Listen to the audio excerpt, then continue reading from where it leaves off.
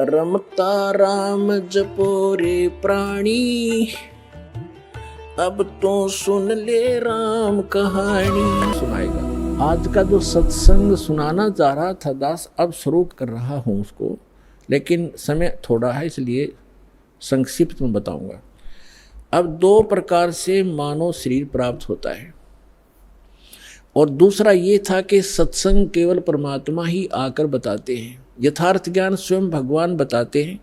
तो वो परमात्मा 600 वर्ष पहले आए थे, उन्होंने यथार्थ ज्ञान दिया और वो अच्छी आत्माओं को मिलते हैं और उनको फिर यथार्थ ज्ञान से परिचित कराते हैं। उसके लिए परमेश्वर ने स्वयं कहा है, चारों युग में मेरे संत पुकारे, कोक कहा हम हेल रे, हीरे माणक मोती बरसे, ये जग चुगता ढेल रे।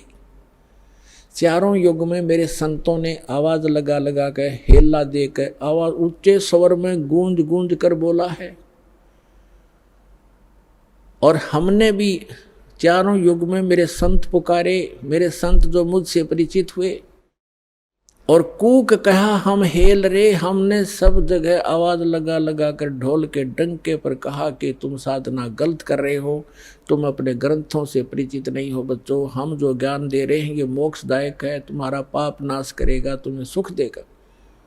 तो जो यथार्थ भक्ति मार्ग रूपी हीरे मोती लाल वो तुमने स्वीकार नहीं किए, और आन उपासना शास्त्र विधि त्याग कर मनमानी पूजा करके वो कंकर पत्थर इकट्ठे कर लिए जो जिनकी कोई कीमत आगे नहीं मिलनी आपको। तो यहां बताते हैं, चारों युग में संत पुकारे, कूक कहा हम हेल रे। और ये सत साधना मोक्षदायक ज्ञान और भक्ति रूपी हीरे माणक मोती बरसें, ये जग चुगता ढेल रे। हमरा ज्ञान किन्हें ना सुनिया, और पर भी लेंड जात है दुनिया। हमारा ज्ञान कोई सुनता नहीं, और वहाँ पर भी में नहाने जाते हैं उस तालाब में जहाँ इन शास्त्र विरुद्ध ज्ञान देने वाले साधकों ने, संतों ने मिसगाइड किया हुआ है। वहाँ कुंभ का मेला लगेगा, उस तालाब में नहाने से मोक्ष हो जाएगा। आपसे पहले तो कछुए मछलियाँ मेंढक रहते हैं, वो मुक्त हो जाते हैं, आपसे पहले उसके अंदर ही पड़े हैं वो। अरे बोले आदमियों, है कहीं गीता जी में लिखा कहीं पर ये जा करके पर भी लेकर आओ, या कोई अन्य मंत्र जाप करो, या श्राद्ध निकालो?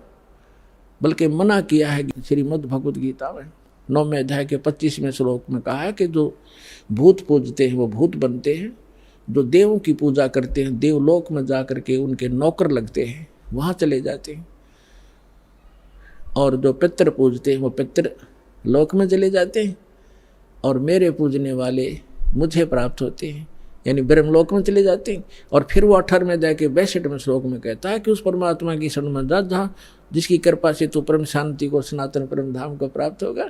तो कहीं पर भी पूरी श्रीमद् भगवद गीता में ना कोई तीर्थ, ना व्रत, और ना ही किसी अन्य उपासना का प्रमाण है। तो हमने शास्त्र विधि अनुसार साधना करनी है, जो हमारे सदग्रंथ बताते हैं।